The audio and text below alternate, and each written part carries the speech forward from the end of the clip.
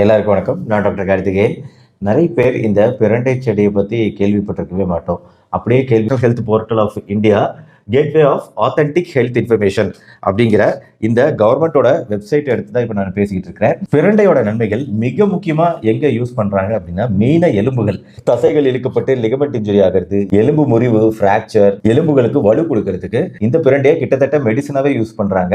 But நாம் இதை மெடிசனா ஒரு மருந்தால இப்போ நம்ம பேச போகிறது, இது ஒரு உணவாக மட்டுமே பேச போகிறேன். ஸோ எதுக்காக அதோட நன்மைகள் பற்றி சொல்கிறேன்னா, இந்த அளவுக்கு நன்மை இருக்கும்போது நம்ம இது உணவாக சாப்பிடலாமே அப்படிங்கிறதுக்காக தான். தகவல்கள் இருக்கு, கரெக்டான ஆராய்ச்சிகளை என்னால் எடுக்கவே முடியல. அதனால தான் இப்போ நேராக நேஷனல் ஹெல்த் போர்ட்டல் ஆஃப் இந்தியாவோட வெப்சைட்லேயே போயிருக்கு.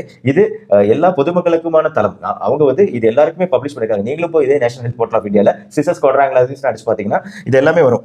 ஸோ அவங்க பாருங்க, இந்த சிசஸ் குவாட்ராங்குலரிஸ்க்கு என்னென்ன நன்மைகள் அப்படின்னு வரிசையாக லிஸ்ட் அவுட் பண்ணிருக்காங்க. ஃபர்ஸ்ட் இதோட பேர் என்னன்னு சொல்லியிருக்காங்க, பிளஸ் இதோட ஆக்ஷன் என்னன்னு இதில் போட்டிருக்காங்க. அதாவது இமானகாக் ஸ்டொமக்கிக், அதாவது இதுக்கு என்ன மீனிங் அப்படின்னா, நம்ம வயிற்றில் இருக்கக்கூடிய அல்சர் ப்ராப்ளம் இருக்கு, ஸ்டொமக் அல்சர் தொந்தரவு, கேஸ்ட்ரிக் அல்சர் தொந்தரவு இருக்கவங்களுக்குலாம் இந்த அல்சர் குணமாகறதுக்கும் ஹெல்ப் பண்றதா இந்த பிரண்டையை குறிப்பிட்டிருக்காங்க.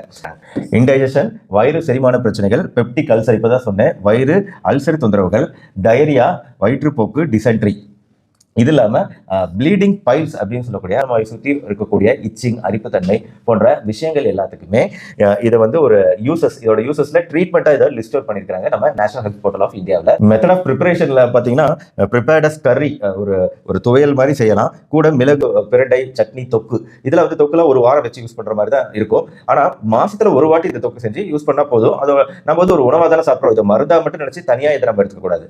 பெப்டிக் அல்சருமே அந்த மருந்துகள் சாப்பிட்டுக்கிட்டு கூடவே இந்த பிரண்டை சட்னி அப்படிங்கிற விஷயத்தையும் நம்ம எடுத்துக்கிட்டோம்னா அல்சர் தொந்தரவுகள் குறையுது அப்படிங்கிறது தான் நம்ம ரிசர்ச் எவிடன்ஸா நம்ம படிச்சு பார்த்தது. அதே மாதிரி எலும்பு முறிவு, தசைகள், லிகமெண்ட் இன்ஜுரிக்கெல்லாம் இது டைரக்ட் ட்ரீட்மெண்ட் கிடையாது. உண்மையான ட்ரீட்மெண்ட்லாம் இருக்கு.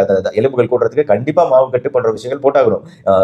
எண்ணெய் கட்டு போன்ற விஷயங்களுக்கு போகக்கூடாது, எலும்புகள் தப்பா கூடிடும். ஸோ அந்த மாதிரி பெரிய லெவல் ட்ரீட்மெண்ட்டோட எலும்புகள் கூடுறதுக்கான அந்த கால்சியம் சத்துக்கள், மற்ற உடம்புக்குள்ள இருக்கக்கூடிய சத்துக்கள்லாம் நல்ல வேலை செய்து எலும்புகள் சீக்கிரமா பரிபூர்ணமா கூடி நல்ல உறுதித்தன்மை எலும்புகளுக்கு கிடைக்கும். ஸோ அப்போ அதுக்கு இந்த பிரண்டை ஹெல்ப் பண்ணும். அதனால இது ஒரு அடிஷனல் மெஷர்.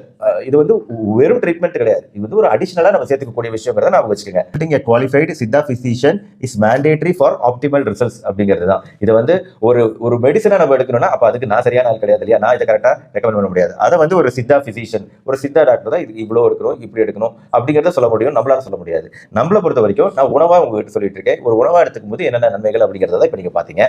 முக்கியமா எலும்புகள் அப்படிங்கிற ஒரு குறிப்பிட்ட விஷயம் வந்துட்டதுனால எல்லாருக்குமே இந்த எலும்பு சம்பந்தப்பட்ட பிரச்சனைகள் முக்கியமா வயதானவங்களுக்கு வருங்கிறதுனால கண்டிப்பா உணவுல பிரண்டையை சேர்த்துக்க பாருங்க. சோ ஃபர்ஸ்ட் பிரண்டை சாப்பிடுறோம் அப்படின்னா துளியூண்டு சாப்பிட்டு ஏதாவது அலர்ஜி வருதான்னு பாத்துக்கோங்க. அலர்ஜி இருக்குன்னா அப்பவே அவாய்ட் பண்ணிருங்க. துளியூண்டுனா இவ்வளோண்டு சாப்பிட்டு பாருங்க. அலர்ஜி வந்துச்சுன்னா அப்பவே ஸ்டாப் பண்ணிருங்க. அலர்ஜிங்கிறது நம்மளுக்கு தோல்ல தடிப்பா வரலாம். இச்சிங், நாக்குல ஒரு மாதிரி அரிப்புத்தன்மை இருக்கிறதுங்கிறது நார்மல் தான். பட் அதை கரெக்டா ப்ரிப்பேர் பண்ணலாம்னா வரலாம். பட் மற்றபடி மூச்சு விட தொந்தரவு வருது, உங்க ஸ்கைல ஸ்வெல்லிங் வருது, இந்த மாதிரி ஏதாவது புதுசா ஏதாவது வீக்கம், கை கால் வீக்கம் போன்ற விஷயங்கள் ஏதாவது வர மாதிரி தெரிஞ்சிச்சுன்னா நீங்க அவாய்ட் பண்ணிக்கலாம். மற்றபடி சேஃபா இதை உணவா சாப்பிடலாம். இருந்தாலும் என்னோட கடமை ஒரு டாக்டரா ஒரு வார்னிங் சிக்னல் என்னங்கிறத சொல்லிடுறதும் என்னோட கடமைங்கிறதுனால தான் சொல்றேன். பயந்துக்காதீங்க. ட்ரை